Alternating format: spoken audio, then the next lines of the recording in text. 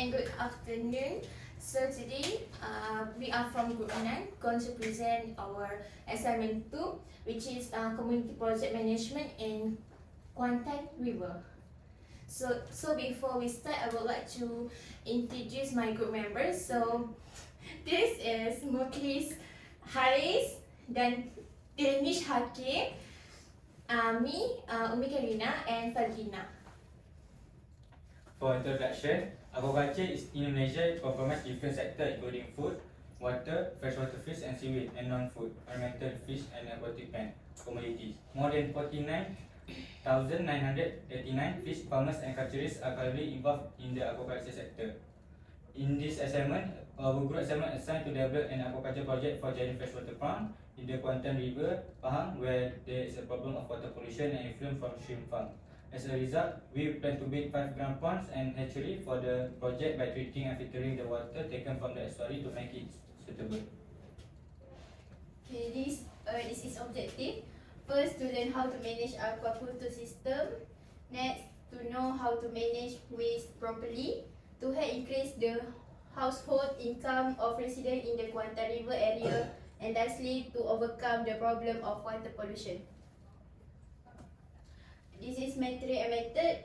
Kita guna Google and laptop.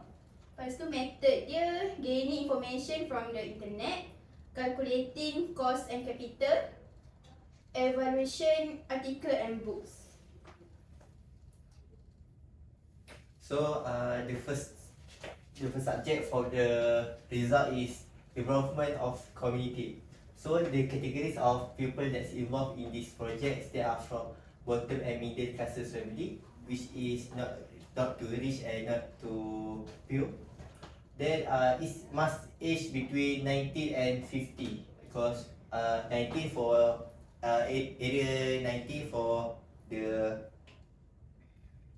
asceticism and for 50 for the older people that have medical knowledge so that they can instruct the new generation. So it can be either be man or woman. Also has to know how to read and must be physically fit to work for long duration in various weather condition. So the workers must have attention to detail along with their abilities to swim and make independent decision. So the purpose of the project is to job opportunity for those who live in rural area, which jobs are very limited and also be increase their income so they will have better and stable economy. So with involve of community that's near, this can also can make their own profit and also money. So in our graph, so the involvement of community, the 6% is buyer, the 9% is for aquaculture farmer, that is young, and the aquaculture farmer for middle age is 28%, so first QVR, then 57% for first QVR. Then the second topic for the result is aquaculture planning. So there are few things we are going to consider before doing the aquaculture. There is site selections, which area that we have to build it. Then floating net cage construction, and then feed management for the crowd. Then floating net cage management, and also the lastly marketing.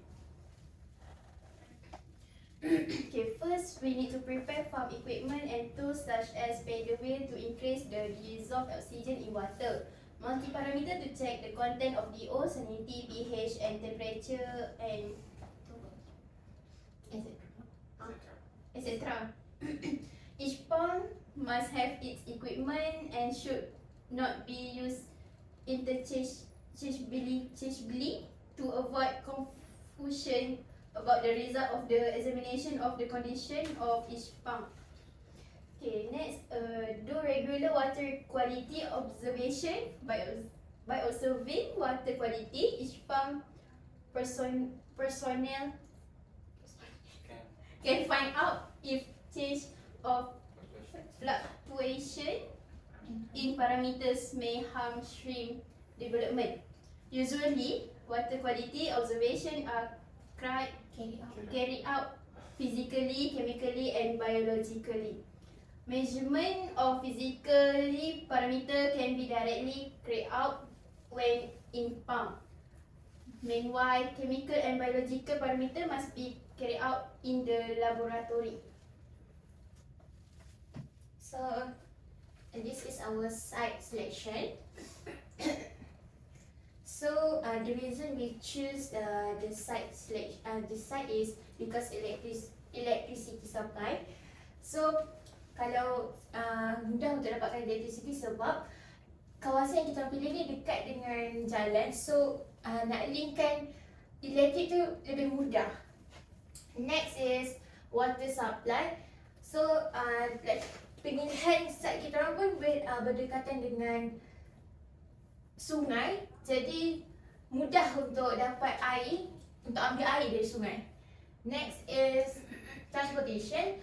Transportation, tempat yang kami pilih ni berdekatan dengan jalan dan mudah untuk mengeksport serta mengimport makanan maupun udang. So next is soil characters. Kita orang memilih dekat kawasan ni sebab kawasan ni dia punya tanah jenis tanah selut, so susah untuk tampung air. Next is hydrological characters. Kawasan ni kawasan bukit. Bila kawasan bukit, kadar untuk kita kena banjir tu kurang. So next. So the next topic is site selection. There's issues regarding the site selection. For the there is effluent of shrimp farm. So the water quality decrease, and also that disease will increase because of pathogen from the dead shrimp. So water quality decrease ni maksud dia disebabkan sisa buangan daripada udang, berlakunya pencemaran air. Selain tu pertumbuhan alga juga meningkat. Lepas tu nitrogen kat mana? Bilangan peningkatan amonia dan nitrogen turut meningkat dengan jayanya. Okey, untuk kolam ni dia berkuasa lebih kurang dalam anggaran 1 ekar. Setiap kawasan kolam ni dipagar dengan pagar besi untuk menghalang haiwan pemangsa seperti biawak, merang untuk masuk. Okey, dekat fasiliti dekat kolam ni dia ada satu pump untuk pump air masuk ke dalam kawasan rawatan air sebelum dimasukkan ke dalam kolam. Dan dia sama juga untuk buang ni sebelum air daripada kawasan kolam ni dibuang ke sungai untuk mengelakkan pencemaran lah. Hatchery ni tujuan dia untuk membiarkan laba-laba udang. Kat sini juga kita ada control room di mana dia akan monitor kualiti keadaan air, kualiti air dan sebagainya. Dan dekat sini kita ada pedowit yang bertujuan untuk meningkatkan kadar oksigen dalam air.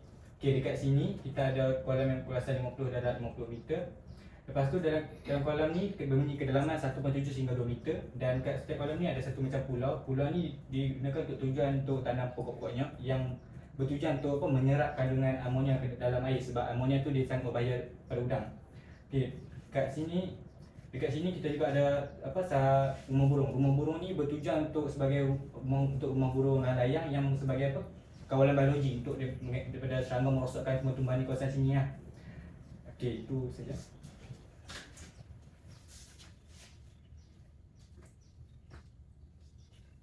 So the topic that we have to conclude is pond construction. That is what we need for the aquaculture for shrimp. Firstly, we need the hatchery. So what is that hatchery function for? That is necessary in areas of seasonal grow out where overwintering of broodstock is essential. So this is because you need to start the larval rearing cycle early so that the grow out facilities can be stocked as soon as the climatic conditions are favorable. So broodstock pond management have already been discussed. So things that are needed to build a simple hatcheries. Set the other facility that we need is tanks. So the tank focus of every hatchery is the larval rearing tank. So many different type of container can be used to grow freshwater prawn larvae, including circular flat bottom tanks. Then we also need the air supply, which a vigorous supply of air is essential in all our tank to keep the dissolved oxygen level heights, which is higher than 5 ppm. Then so we also need the water filter. So the water filter, we have two types that of filtration equipment that can be used in hatcheries, which is physical and biological. So firstly, I would like to explain to about physical filter that can remove the solid waste, mainly feces and idle feed, and also bacterial debris. So for biological filter, which is sometimes called biofilter, are essential component of this collection system for freshwater prawn hatcheries. So what's the function? So the function is to remove the ammonia it excreted by the larvae and live feeds, as well as that formed by the decomposition of organic matters. Likely we need light. So the grey water larval rearing system, which has generally fallen out of favor in commercial hatcheries in the past decade, obviously require light so that the photosynthesis can be occur, and the phytoplankton bloom in this system provide the shades for the larvae and help to maintain good water quality.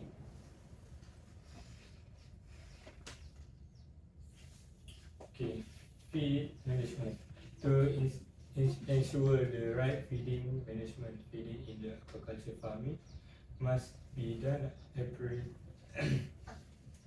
appropriately and efficiently in terms of time and amount.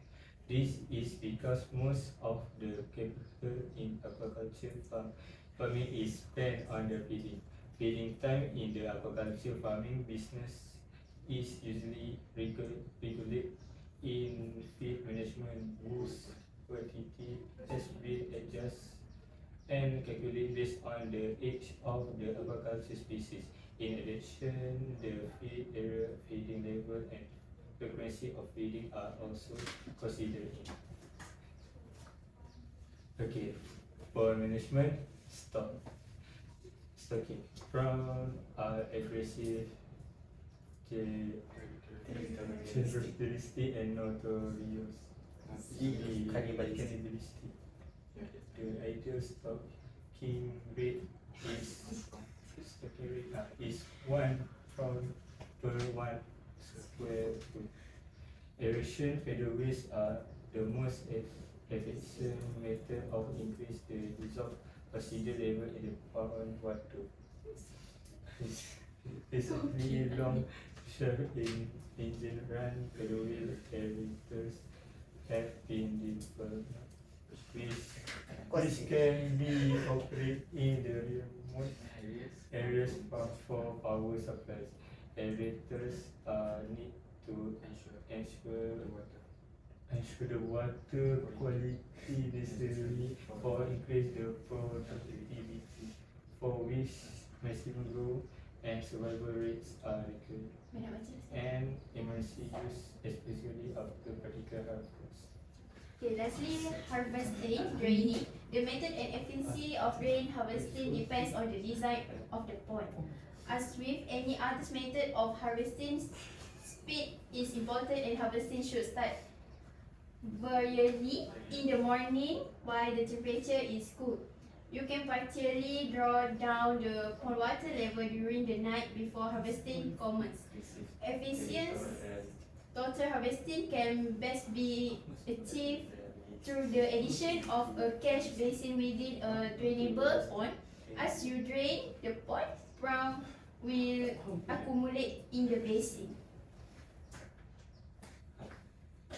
So this is our marketing. As for our target, we will focus on supply the prawn to nearest local market and restaurant, which is Fishman Market Tanjung Lupa, Pasar Besar Kuantan, Marine Seafood, Super Top Restaurant and Cafe Santai, Duku Langsat Seafood Bistro. For segment of conflict, there are hundreds of shrimp farms along the Kuantan rivers because aquaculture industry is one of the largest economic sector in the district. This also has contributed to the worsening water quality of the river, especially because different from the shrimp farm. The main component in the shrimp farm effluents are organic matter, mainly in particle form from different sources, as well as nitrogen and phosphorus in both organic and inorganic forms, and suspended solid. This will be harmful to the aquatic species in the area and also to the human. This happened because lack of government monitoring of how the farm along the river operated, and also the arrogant of action of the aquaculture farmer who just want money and doesn't care the effect of the action to the surrounding. The way to solve the problem are by design a better feeding regime. In order to reduce excessive nutrient, farmers can use high quality feed and implement appropriate feeding practice, namely feeding the right amount at the right time. Then, using a settlement pond, water effluent from ground out ponds is transferred to the settlement pond through a channel. The water then settled for a period of time to so the suspended solid and organic matter can be trapped instead of being discharged in the environment. After that, the water effluent is released through the outlet channel. By using this method, farmer can reduce suspended solid by up to 90%. Lastly, implement a polyculture system. Polyculture is a system where two or more species are cultured together with a particular objective like boosting productivity or managing water quality. There are at least 3 different systems of polyculture. First, direct polyculture, where 2 species are cultured in the same pond. Second, cage cum pond polyculture, where 1 species is cultured inside a cage while the other is in the pond, in the same pond. Second, third polyculture, where 2 species are cultured in different ponds. Studies have shown that polyculture can reduce shrimp farm environment impact. Through a polyculture system, a particular species can feed on waste from shrimp farming activities, making it a promising method for sustainable shrimp production.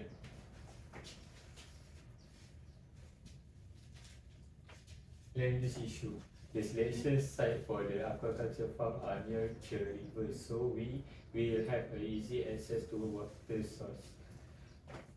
Then closer to the main road, so we can get easy access for the transportation. After that, the site is located in the higher ground above the flood. We would prefer to purchase land instead of rent it, because when you rent a land, there are rules that was set by the owner. You need to follow and ask permission from him if you want to do something. Meanwhile, when you own it, you can do as your please without the permission from the owner. So there are many agencies that we need to collect ration. For example, MFS, which is Malaysia Fisheries Society, that focus on advancing knowledge in all aspects of fisheries and related activities, particularly in Malaysia and the neighbouring region. For example, Indonesia and Singapore. So, next is the Department of Fisheries, which is we call DOF. This is responsible for the sound and efficient management of the financial resources of the government by formulating institutionalizing and administering fiscal policies in coordination with other agencies of the government. Okay, benefit this through first we have first kita punya budget adalah RM500,000. Okay, kita punya cost material sebanyak RM75,367.50 dan the which cost adalah RM6,000. Selepas tu kita orang punya total overhead cost ialah RM37,535 dan overall total is RM118,102.50. Okay, total yang kita orang dapat adalah 500,000. 500,000, jadi kita orang mempunyai keuntungan sebanyak 600,000 dari penjualan perahu. Jadi kita punya profit, total profit adalah 441,090 ringgit 50 sen. Selection of fish market. Range pH yang kita orang guna untuk udang, kalau udang ialah 7.2 hingga 8.8. Ia adalah the best condition untuk pH untuk udang. Untuk during a day should not excess. Jika pH dia berubah dengan mendadak, udang tu akan terkejut dan mengalami dan tidak banyak makan. Dan suhu yang kita orang guna sebab adalah range suhu yang kita orang guna ialah 28 hingga 33 darjah Celsius. Dan range untuk stability for ammonia content ialah 26.1 mgl.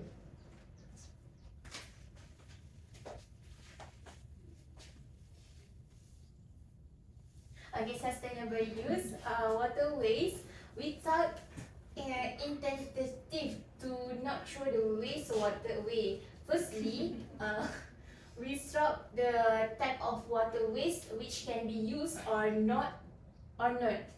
If it can be used, we have to fill it first that can be used. For that cannot be used, we just throw it in safe place so that efficient pathogen that doesn't affect like living things. Way to manage aquaculture for new generation is invest in technological innovation and transfer. Focus beyond the farm. Shift in incentive to reward sustainability. Leverage information technology, promote low food chain fish. Okay, for discussion, during our survey, we found that in Sungai Kuantan there are hundreds of shrimp farms along there. This causes the water quality in the Kuantan River become polluted due to the organic sustains such as nitrogen and phosphorus. It is also caused by lack of government monitoring. As officer from the Department of Fisheries Malaysia, we were tasked to initiate a community project to increase the whole household income of the village in Kuantan River. These areas are active in logging, on palm plantation, fisheries. This area also has water pollution issues and required our attention. We have decided to open a shrimp farm because the demand for shrimp is increased nowadays. To ensure that our farm doesn't not contribute to the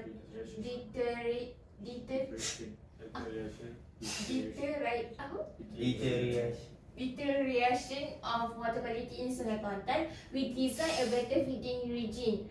This method will help reduce excess nutrient. It also can help host generation option with a salary RM15 per day. So in conclusion, we hope that our objective to make this community program will benefit the people of Kuantan, in addition to being able to help in this sustainability and ecosystem of the Kuantan River. So that's all from, this is our reference. So that's all from us. Thank you.